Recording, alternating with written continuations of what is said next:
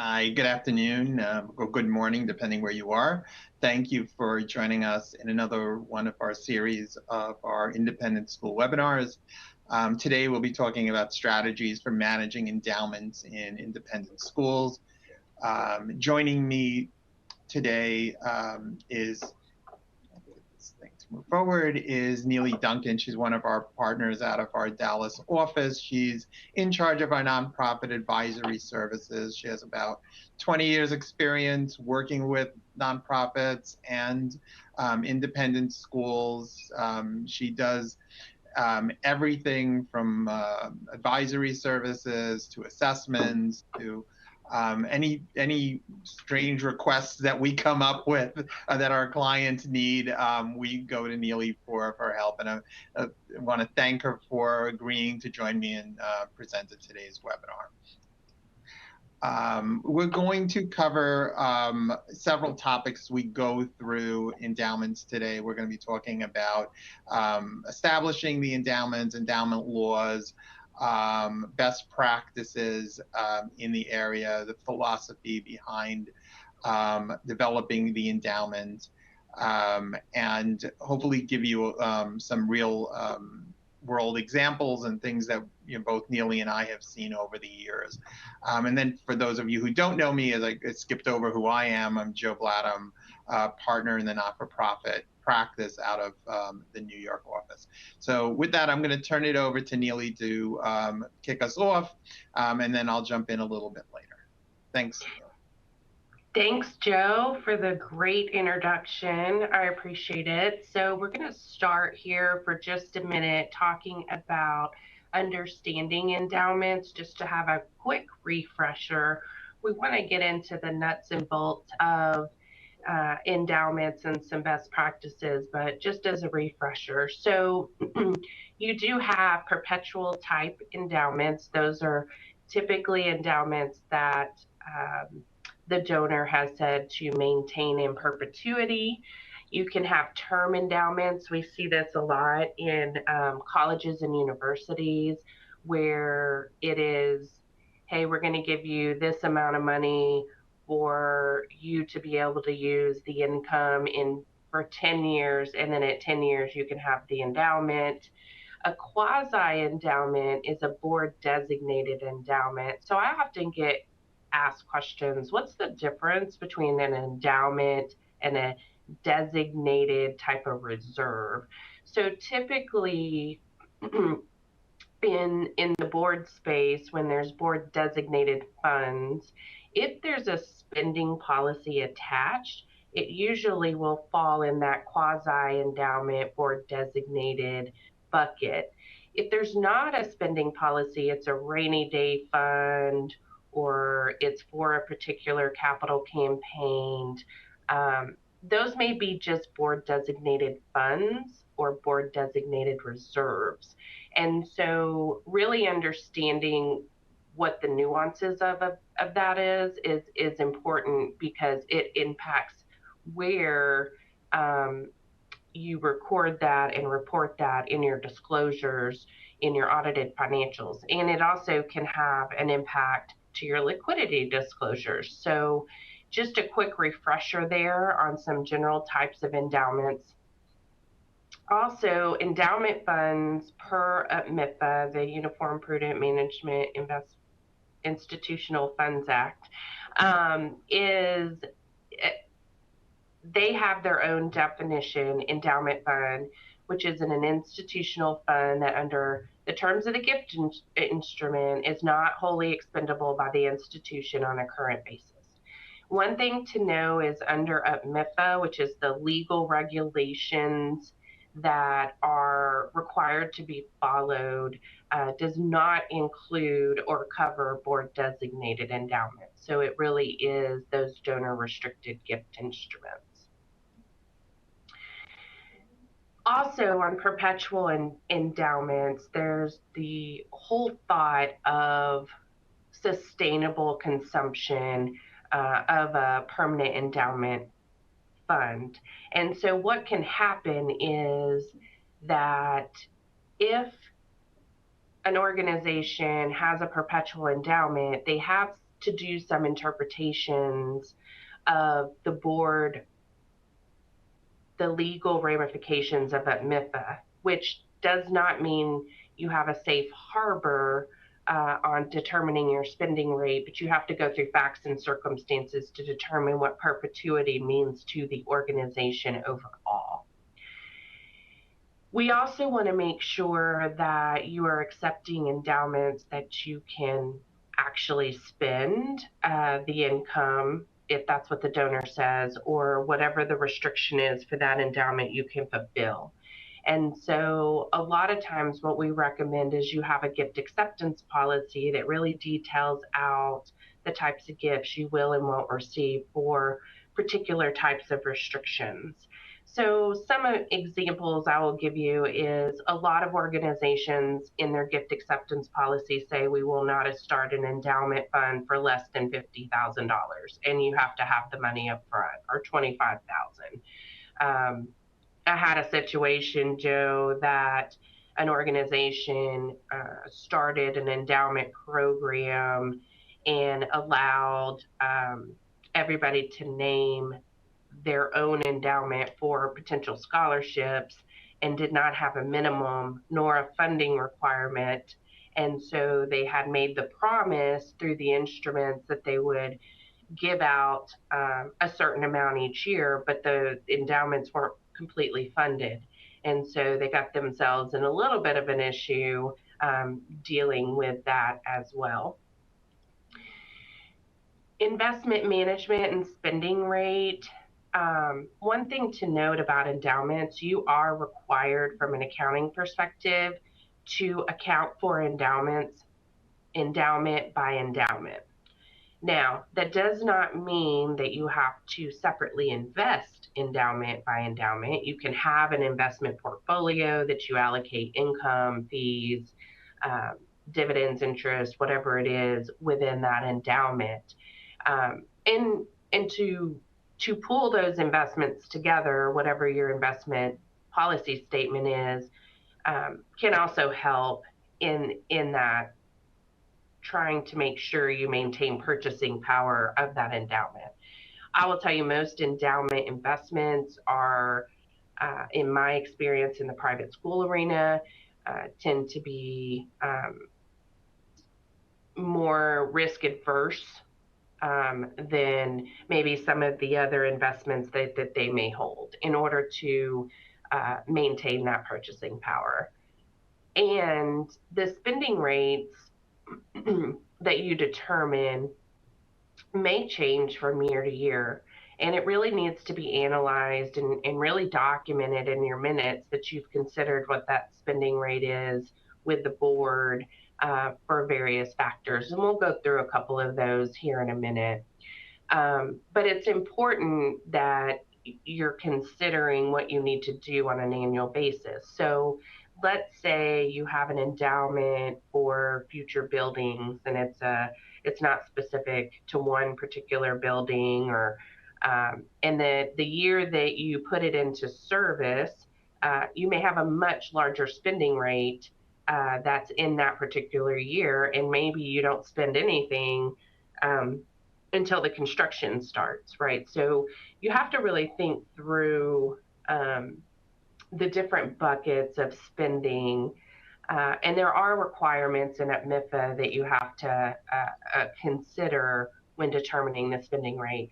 And Joe has, and I have lots of examples that we've taken from clients in the slides for you to look to see if that might help you kind of compare yourself.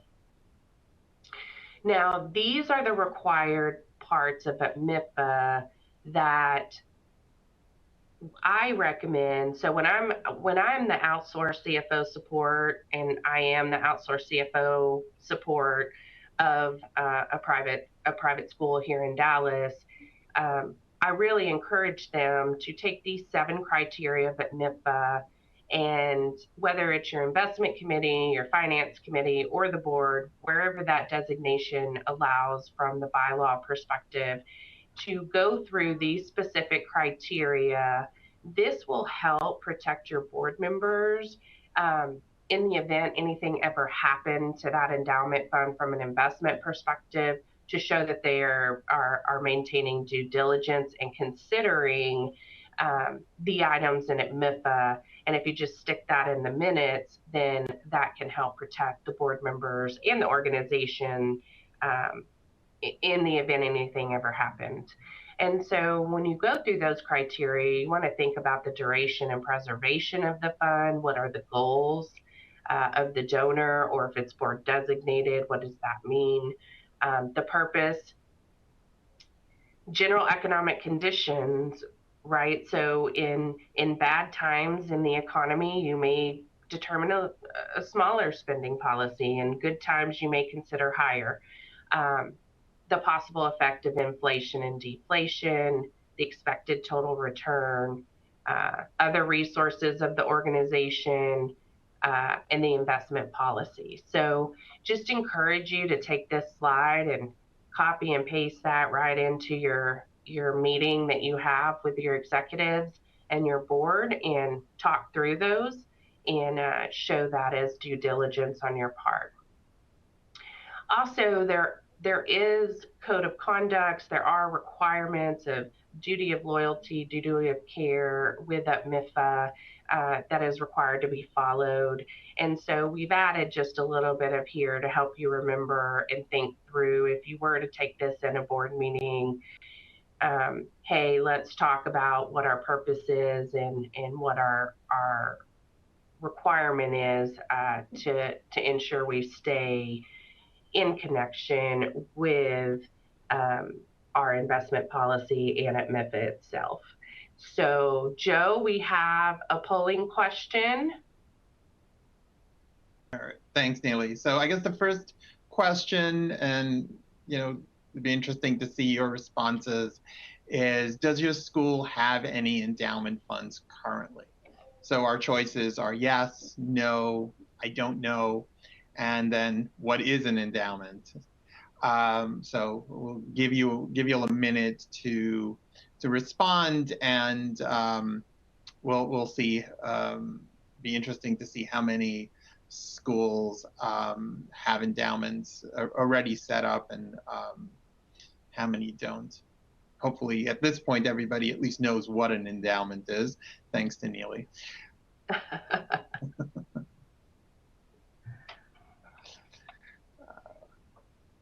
Okay, we should be getting our results shortly. And there we go, 63.8%. Interesting. Have yes, and about 18% no. And Neely, you got 4.8% that still don't know what an endowment is. So we'll turn it back to you to emphasize it a little bit more to that.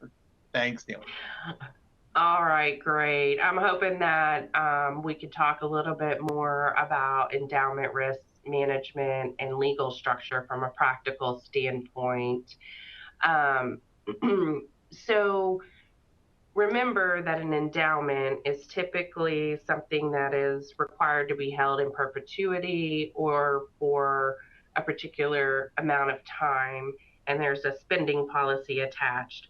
One thing I do want to note as well is even if the board determines that the spending policy is, for example, 3%, but the donor has put in their endowment agreement that it's 5%, then you have to follow. The donor always wins.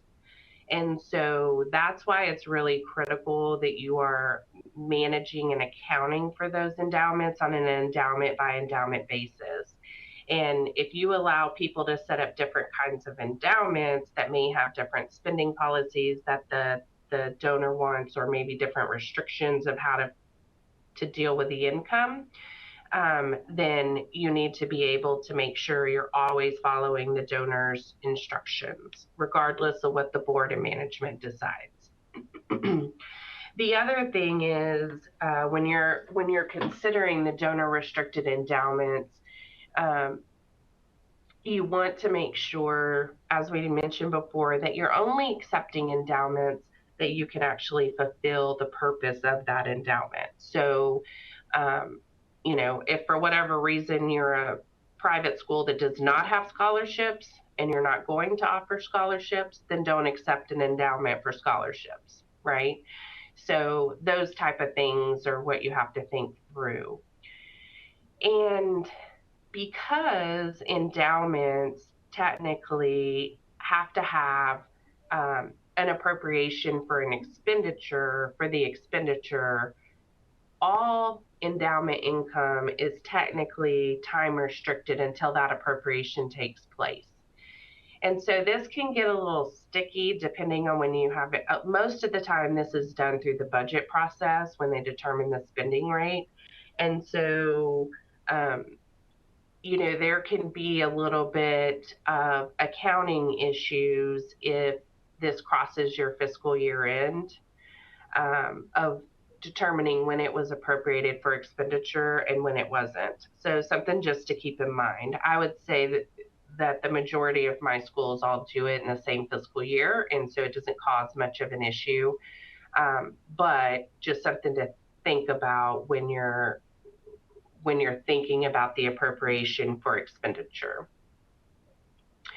And also,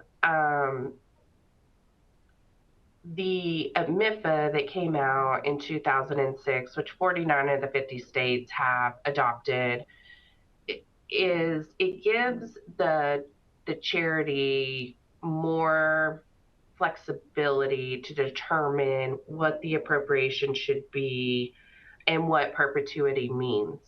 And so really encourage you to think through that. I think a lot of times accountants in particular look at the different things in UPMIFA and says, oh, if we spend 5%, we're good. That's not true. It's not a safe harbor. If your endowment fund is consistently earning, let's say 1%, and you're constantly spending 5%, that may not be considered prudent in the eyes of UPMIFA. So that's why you go through that 7 criteria to really think about, are we doing the right thing to maintain the endowment in perpetuity? Now, a board designated endowment fund can be set up in different ways. You may have a board designated endowment fund that is specifically set with a spending policy to support operations. You may have a board designated endowment fund that is, hey, we're going to take, I have one client that says we're going to take a portion of our net income each year and put it towards this board designated endowment fund to be able to use and expand for services or whatever they've decided. But a board designated endowment fund is always without donor restrictions. Aging myself a little bit, used to be called unrestricted, right? But it has to be without donor restrictions because a board cannot determine and is not the donor.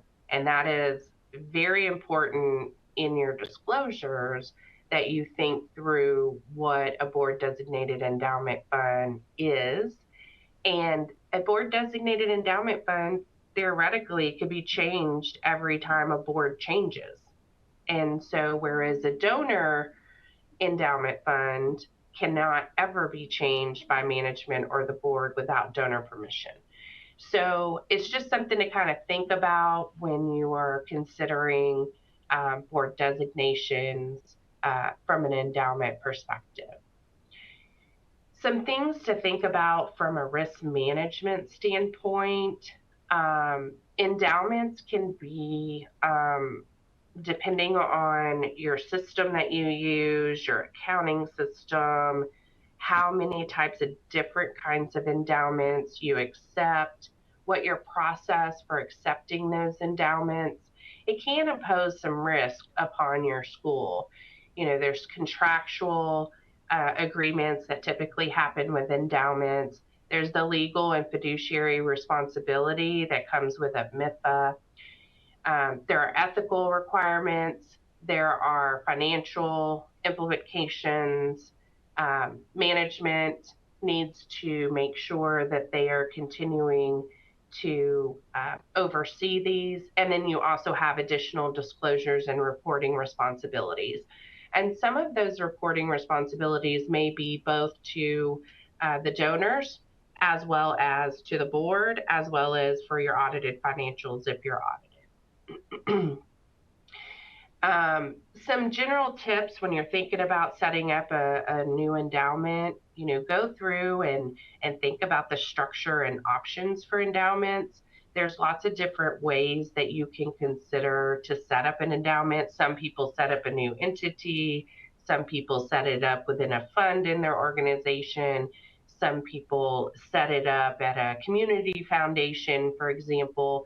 But you need to really think about what the best structure and options for those endowments might be, and what minimum amount of endowment are you going to require in order for somebody to name it or create a fund. A lot of organizations will say, hey, donate to our scholarship endowment, and it's not named by any one person, it's just a scholarship endowment, and then there's a scholarship process. And so those donor restrictions then go into that endowment as they raise money. But if you have a named chair, or everybody wants to set up their own endowment, I want the Duncan endowment at XYZ private school, then you really need to think about minimums for that and what makes sense in order to have the appropriate amount of spending and earnings to sustain it in perpetuity. So some things that can really go wrong if the donor defaults on payment, like we talked about, and the fund is not fully funded, can cause problems. Restrictions, like we've talked about, donor restrictions are the number one way that I see nonprofits across the board get in trouble, because they have a hard time saying no on certain donations, but they don't really have a mechanism or way to spend it in the way the donor wanted. There could be state regulatory enforcement with endowments. There could be conflicts of interest that you have to think about. You have to think about reputational risk. If you have a prominent endowment by a donor that actually had this on a client that goes to jail for embezzlement, how do you have a morals clause in the naming rights of that to get that person off of, whether it's your building, your endowment, whatever it might be. So lots of things to consider. I think sometimes people are like, let's just set up an endowment, and don't realize there is quite a bit of legal, accounting, and compliance related to endowments that you have to think about. You have to think about, from the federal perspective as well as the state perspective, the various issues and related to restricted gifts. There's also educational issues related to making sure there's internal tracking, documenting conversations regarding intent, restrictions, conditions.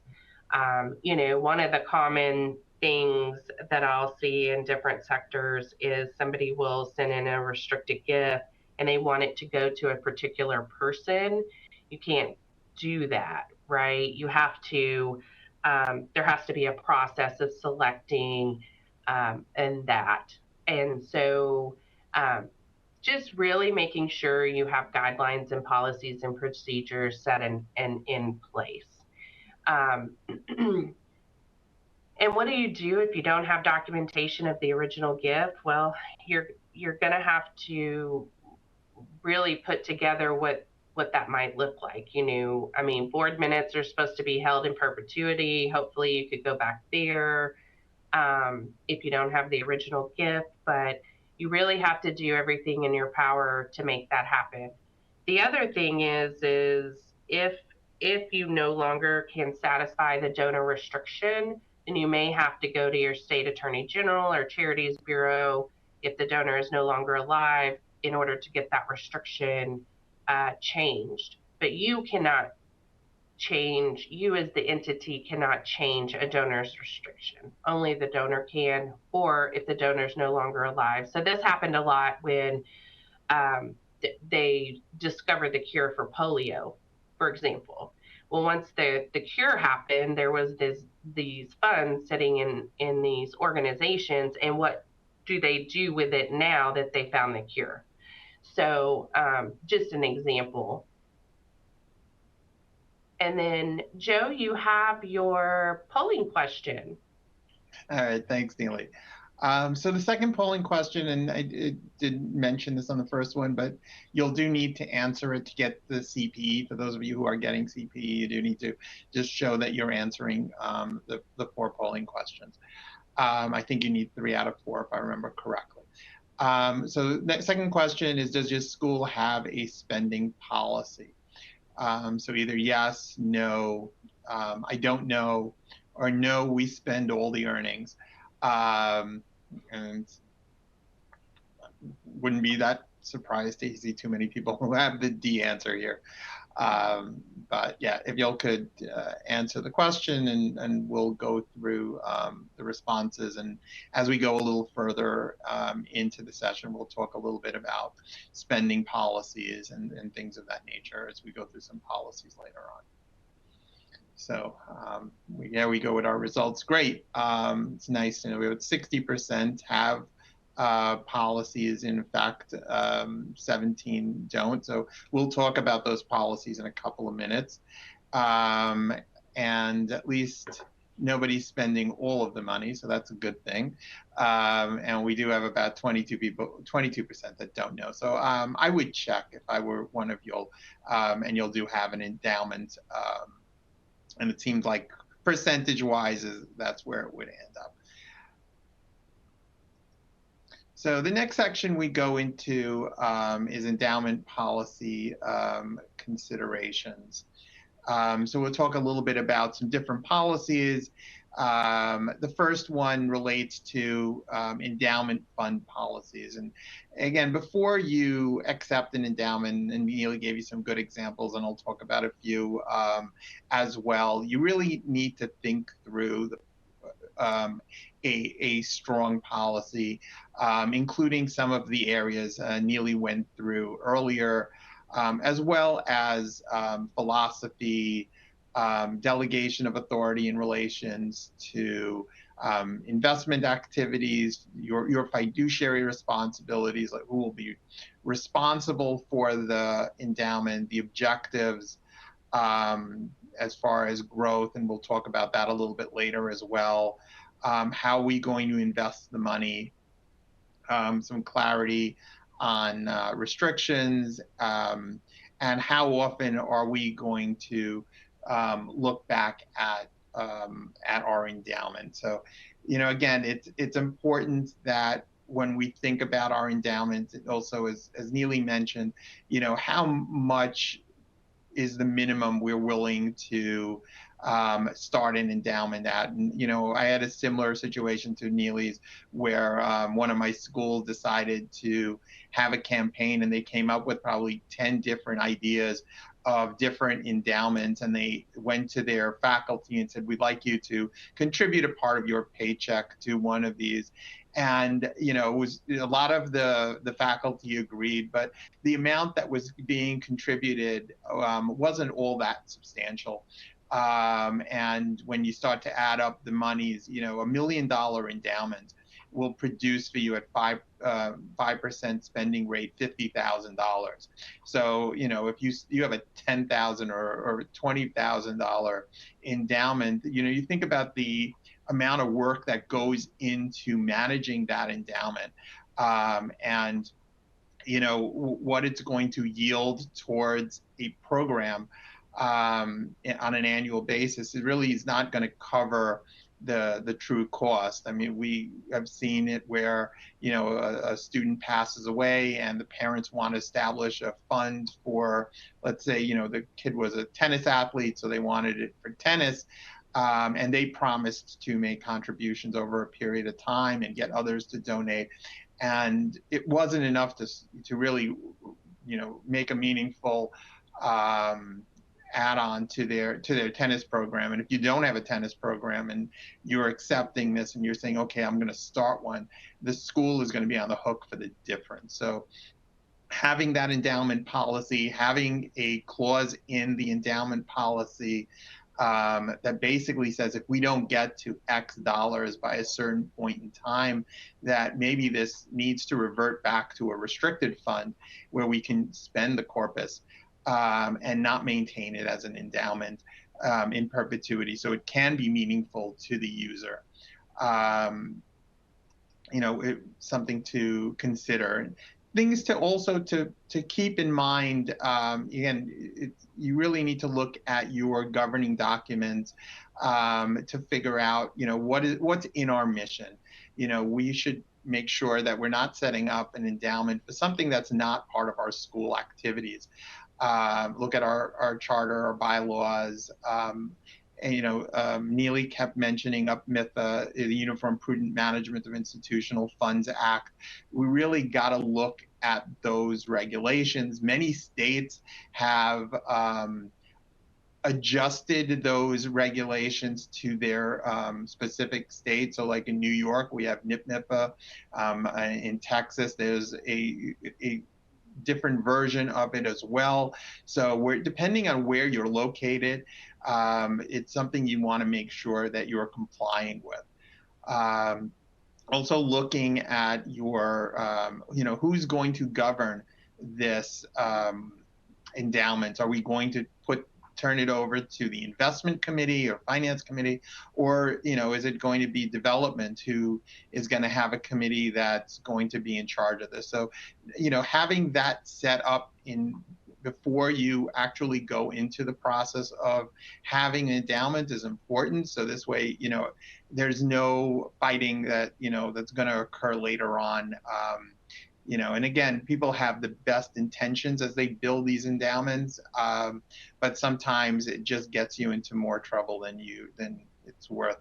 And it ends up costing you a lot of labor hours to a small staffed fiscal department. The other area is gift acceptance policies, and if you've been on other of my webinars, I've constantly said it's very important to have a gift acceptance policy. I've seen so many mistakes that my clients have made in relations to accepting gifts that end up costing them more in effort than what the funds were, and a lot of times it's from parents or others or board members, and they try to accommodate them. Having a policy that will say, listen, we're not going to accept these types of investments is important. Again, if you get taking in real estate or other items. I've had people who have donated properties overseas, and all of a sudden the school has to figure out the laws in the Bahamas to figure out how to sell this piece of property, and other items, artwork where they're being told that they have to maintain it for a certain period of time or hold on to it, and they don't have the capacity to do that, and you have to store it in specific locations, to maintain it so that it doesn't get destroyed.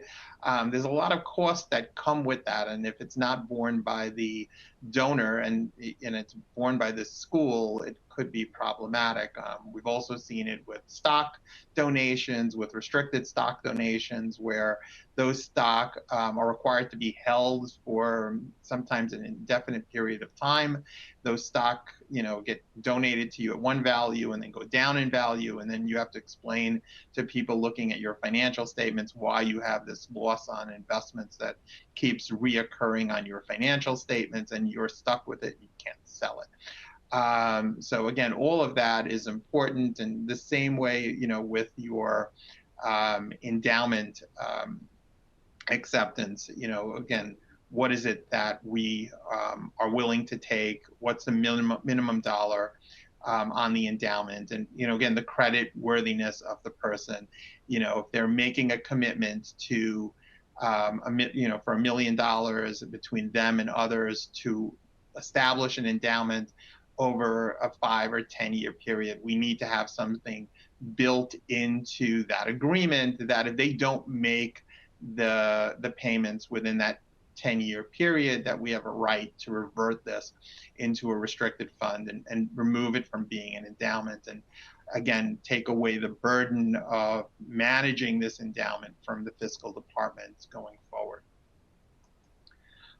Investment policies, again, as you look at your investments, as Neely talked about, you have to look at your risk tolerance.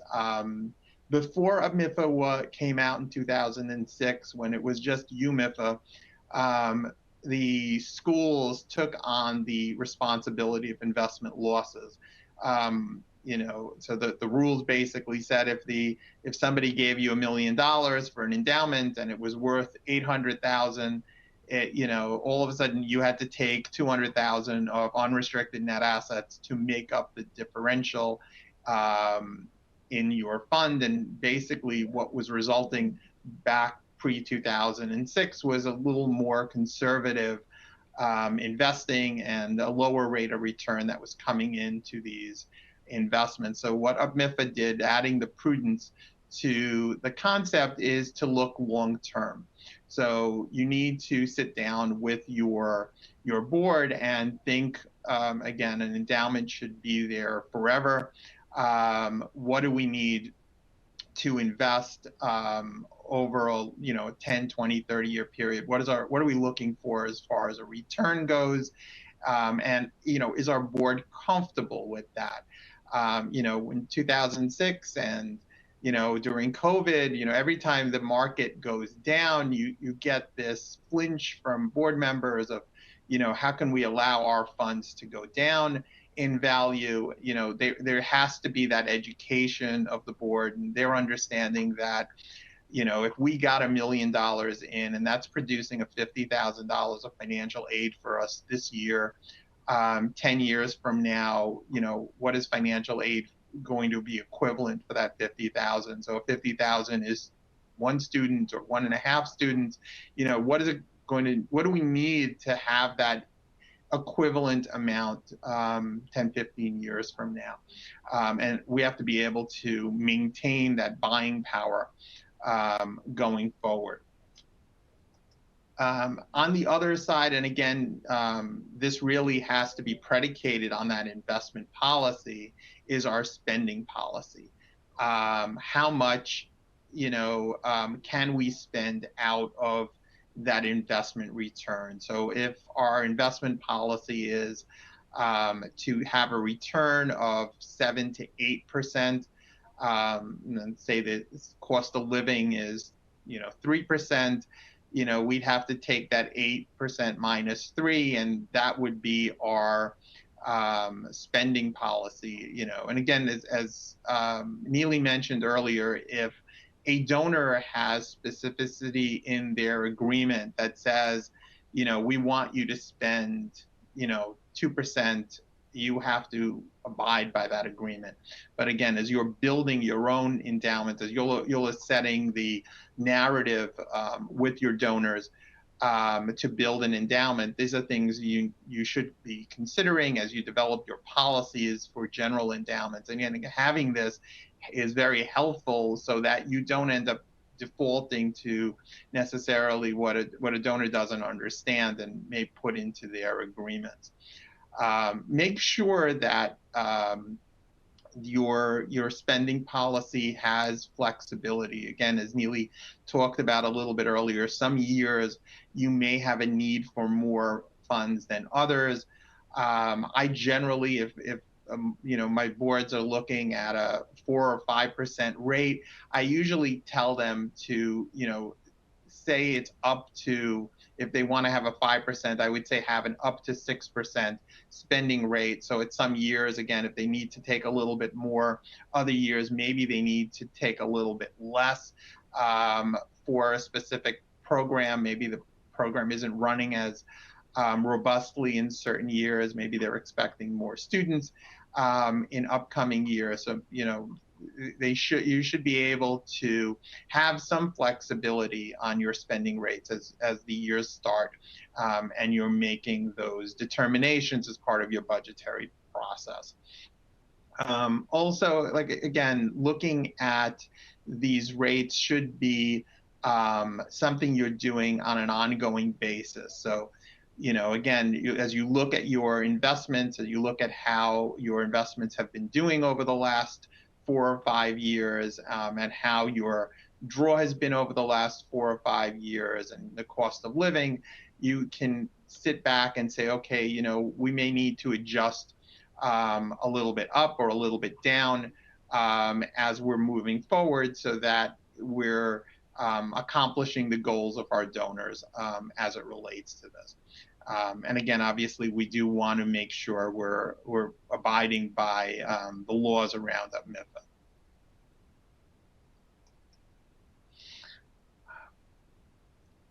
So basically, UPMIFA takes a two-tier approach as it relates to institutional funds. Again, as Neely mentioned, there's the board designated component, and then there is the donor restricted component. So when it comes to a lot of the spending rates and the management of those dollars, the attorney generals of each of the states are really concerned with the fiduciary funds, the funds that people have put into your hands to manage. And when you think of an endowment, you really have to think of it as fiduciary funds. These are not the school's monies. The schools are really managing these dollars to go forward and to manage these. I've seen organizations close where the attorney general says, okay, we now need to take these endowments and transfer them to somebody else.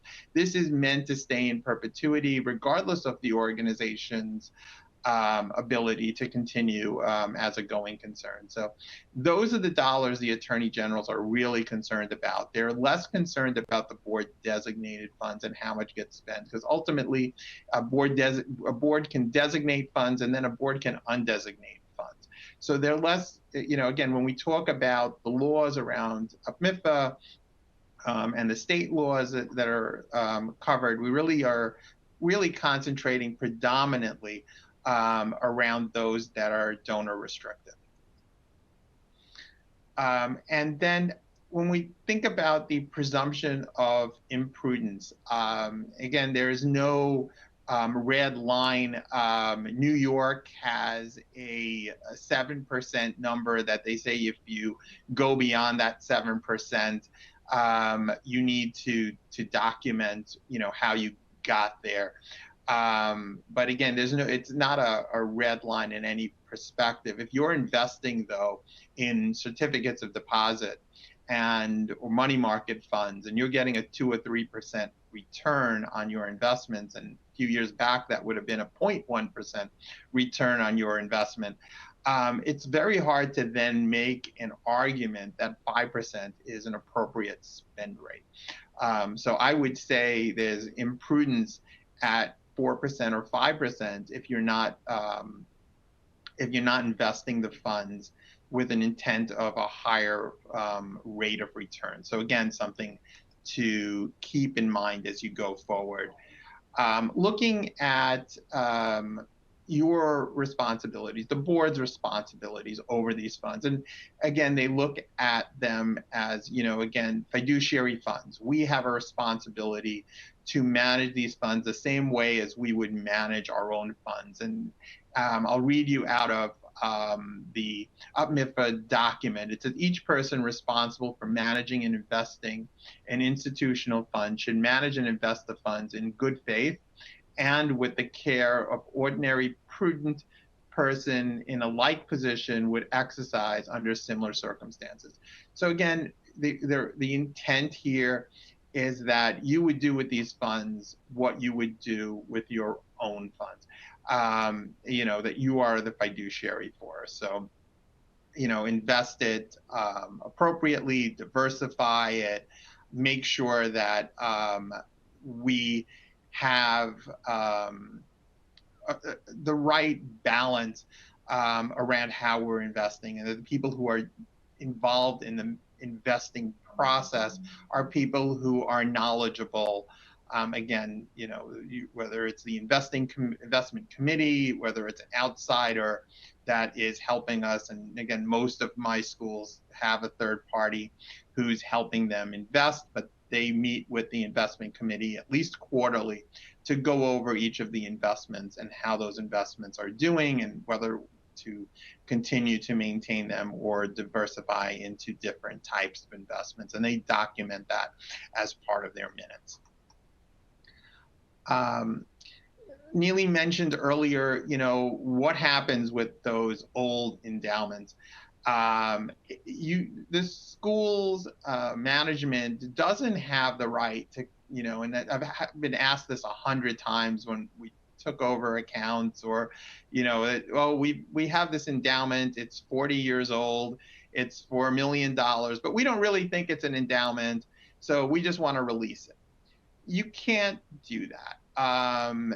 For 40 years, your boards have reviewed these financial statements, management has reviewed these financial statements and have agreed that these financial statements are fairly stated in all material respects. To come back now and say, because we don't have the information that we had or 40 years ago, you can't make that determination of how to remove the endowment or modify it. If it's a small endowment and it's older, there are ways to go back to the Attorney General and tell them that we want to release the funds.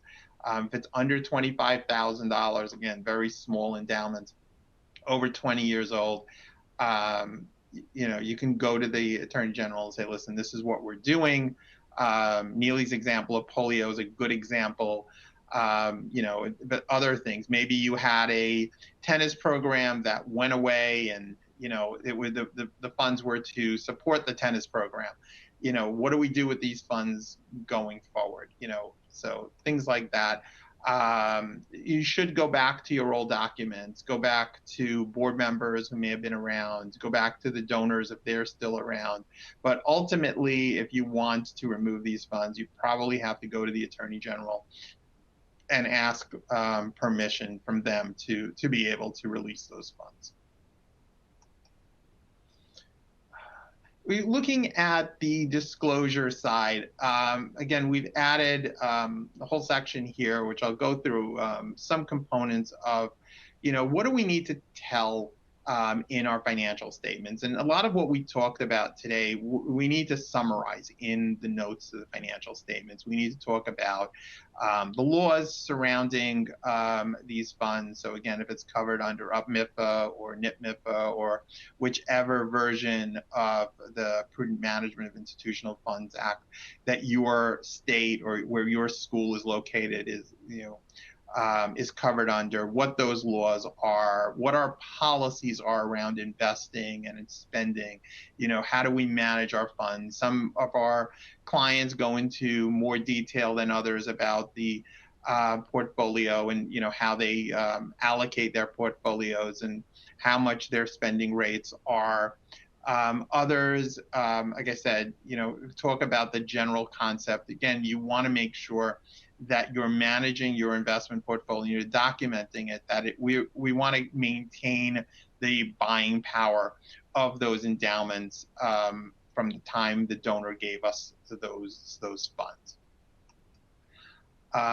We'll go to our third polling question. Does your school have an investment policy? So again, yes, no, I don't know. And we don't have any investments, I guess, as your fourth option. And again, as we're getting towards, I think it's like 1:51 at this point, as we're waiting for the answer. I will go through a little bit faster through some of the note disclosures as we go forward.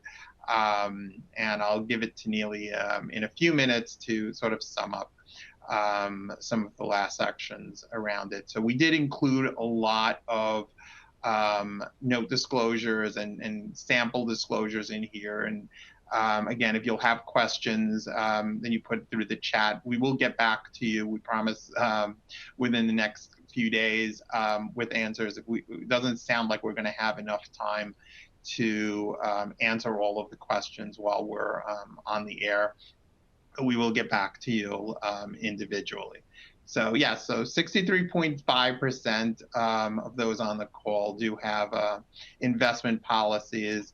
23% are not sure about it.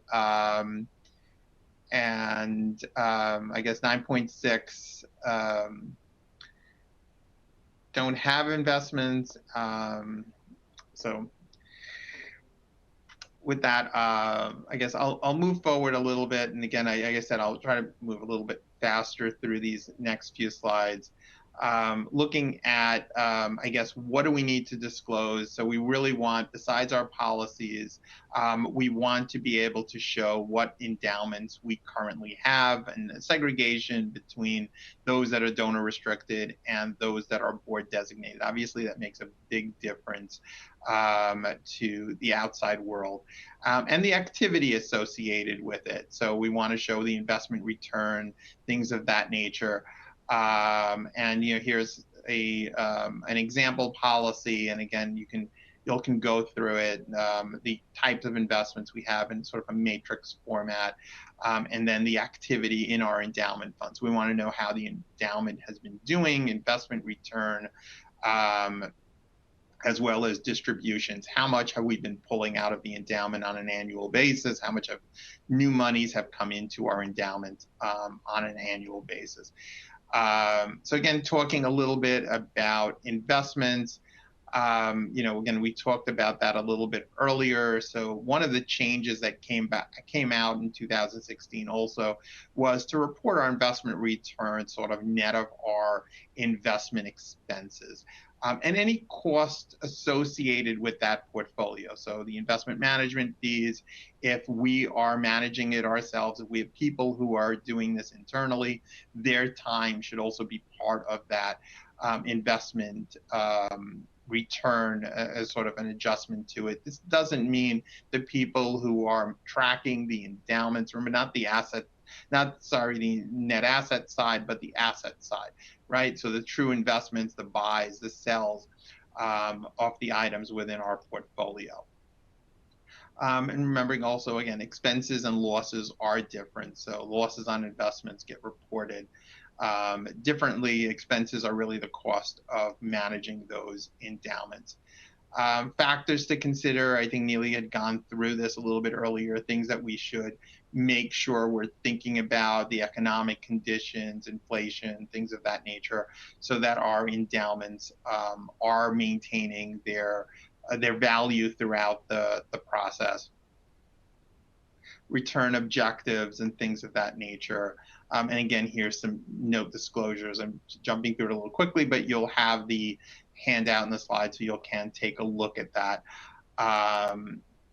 Again, talking a little bit about the return on the endowment. So again, a 5% return here would be producing about a $7,500 return for that specific items. One last item before I turn it over really is the underwater endowments. So when you think about your endowments, you have to, as Neely said, manage them separately. So if in January you receive a new endowment for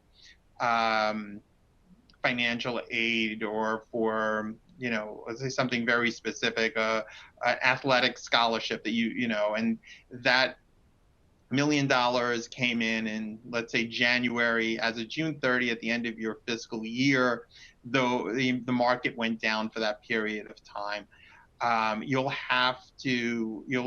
end up with an underwater endowment.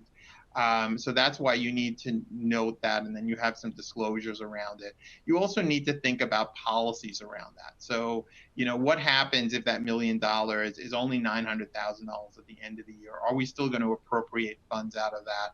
Are we not going to appropriate? Are we going to wait for it to go back up to its original $1 million value? So again, another piece of the puzzle that you need to think about as you develop policies around your endowment. Again, I have some schools that wait a year from the time they get monies in to before they start appropriating, so that they give a little bit of a cushion. They give a chance for that endowment to grow a little bit before they start appropriating funds out of it. So again, something to consider as you'll go forward.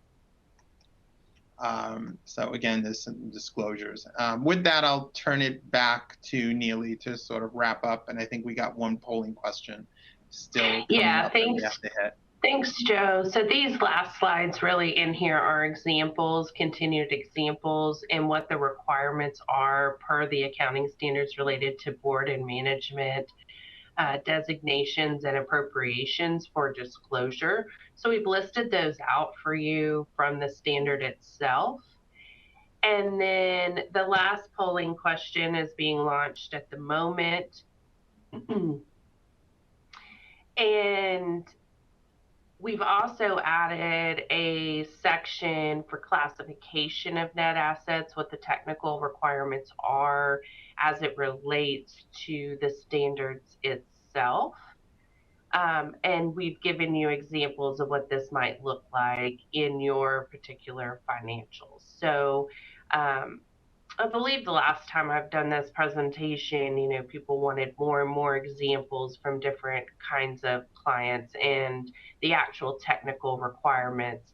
And so that's what we've listed here for you and how those buckets are required to be disclosed. Here's another example from when the implementation happened here on your screen. And so really in general, we're really excited to talk to you about this topic. And, I've done many endowment consulting projects in my lifetime. If you have questions, I encourage you to reach out to us, or you're welcome to ask it in chat. Right now, I am not seeing any questions in chat. And so with that, I want to say thank you for attending. And Joe, thank you so much for being here with us today as well. Thanks. All right, with that, I'd like to thank Neely again. Thank everybody for joining us today. Hopefully, we'll see you at some of our future webinars as well.